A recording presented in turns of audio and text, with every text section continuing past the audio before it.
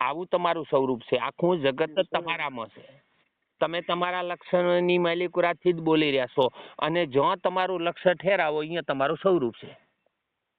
અહીંયા વગર જીભે વાતો થાય. વિના પાંખનો ઈશે પંખી, વિના ઇન્દ્રિયોનો ભોગી રે, વિના પિંડનો ઈશે પ્રાણી, વિના સંજોગે સંજોગી. આ છે ને, અને કોઈ સંજોગ જોતા નથી, સંજોગ શરીરને જુએ છે. આ દેખાય એને સંજોગ જુએ છે, ન દેખાય એને સંજોગ જોતા નથી. આ તો વગર સંજોગે સંજોગી. આખું જગત લક્ષમાં જો હોય, બ્રહ્માંડ લક્ષમાં હોય, તો તમારું સ્વરૂપ કેવડું છે? આ તો જગતને તમે લક્ષમાં લીધું છે, પણ તમે લક્ષની બહાર જતા રહ્યા. વાત એવી થઈ ગઈ છે, દેખાદેખી થઈ ગઈ ને. હા, હું 3.5 હાથનો છું એવું નક્કી થઈ ગયું, પણ 3.5 હાથના નથી. બ્રહ્માંડમાં તમારી અસ્થિ ટૂંકી પડે છે. આ તો 1000 સૂર્યના જેટલું આનો પ્રકાશ છે. હવે ઈ પ્રકાશને ભૂલી ગયા ને આ રૂપમાં મોહી ગયા.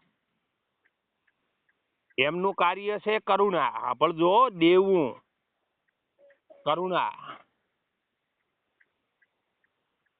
ને દયા એટલે યાદ. કરુણા છે એક, અને એક છે દયા. દયા એટલે યાદ. આ સૃષ્ટિ આખું જગતને ભાળે છે, પણ ભાળનારો ન ભળાય. હે?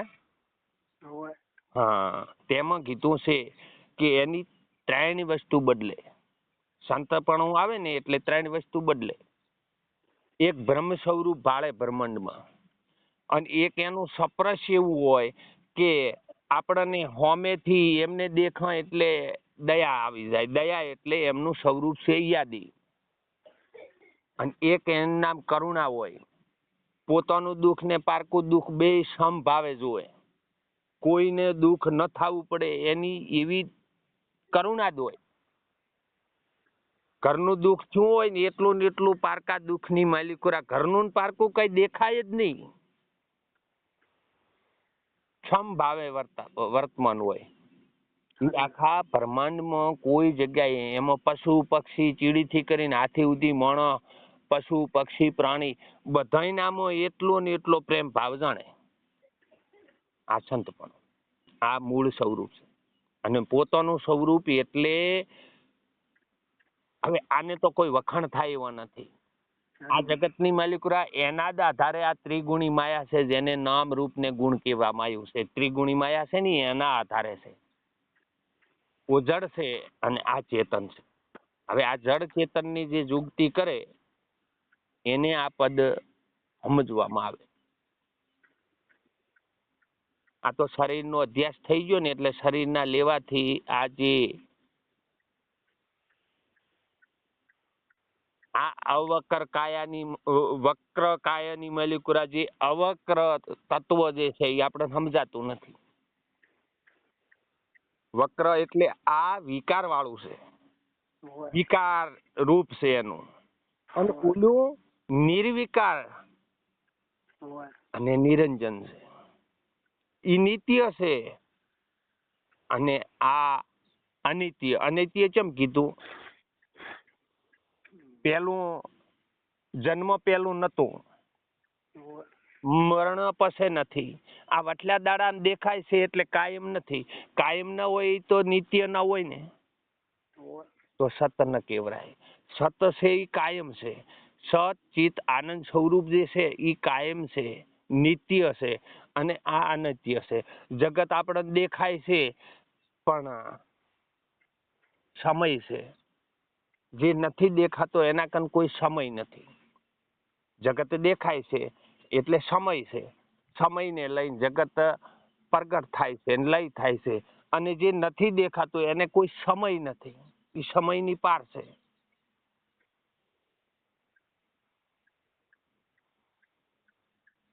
જે આકાર છે ને બધા, એટલા બધા જેટલા આકાર છે, આકારે આકારે નિરાકાર છે. એક આકારની વાત નથી કરતો, આકારે આકારે નિરાકાર છે. સર્વ આકારે નિરાકાર બોલી રહ્યો છે, પણ આપણને ખબર, આપણને ઘાટ ઉપર દ્રષ્ટિ છે. ઘાટ ઉપર દ્રષ્ટિ છે એટલે નિરાકાર આપણા હાથમાંથી છૂટી જાય છે. હા, તો જ્યાં સુધી આપણી મૂડી છે, પરાલબદ્ધ છે એ પોતાની મૂડી છે. જે પરાલબદ્ધ છે ને એ પોતાની મૂડી છે, પરમાત્માએ આપી છે. અને આ મૂડી હોતો હોતો જે પોતાનું મૂળ સ્વરૂપ છે એને સમજી જવું અને પરમાત્મા પરાયણ થઈ જવું, આ આપણું એક લક્ષ્ય હોય. આને સાધન કહેવાય, સાધ્ય કહેવાય. અને આ સાધન દ્વારા આ સાધ્ય થાય. જે આત્મા દ્વારા જ સાધ્ય થાય. આત્મા ન હોય તો આ શરીર મળતું જ કહેવાય. શરીર તો એક પોતાની શક્તિ છે, મૂડી છે, પરાલબદ્ધ મૂડી છે. અને મૂડી વધારે આ શરીર પ્રગટ થયું છે. પણ આ શરીરે સાધ્ય બનાવરાય. સાધ્ય એટલે પરમાત્મા પોતાનું સ્વરૂપ ઓળખી અને પરમાત્મામાં સમાઈ જવું, આ પોતાનું મોટામાં મોટું સાધ્ય છે. અને ઈ સાધ્યનું આ સાધન છે. મનખા અવતારિક સાધન છે. આ તમારી મૂડી છે. ધન એટલે તમારી મૂડી, અને સા એટલે આમાં શક્તિ પ્રગટ છે, હાલ મોજૂદ બોલી રહ્યો છે, એને સાધ્ય કહેવાય. એટલે સાધન. તમારું ધન છે અને તમે સાધ્ય છો. સાધ્ય હો એટલે જે દેખાય છે એનીથી બહાર છો, અને જે દેખાય થી બહાર છે એ નિરાકાર છે. નિરાકાર છે એ નિરંજન નું તત્વ છે. એમાં મેળવી જો એટલે વાત પૂર્ણાવતી થઈ, સફળ વાતો.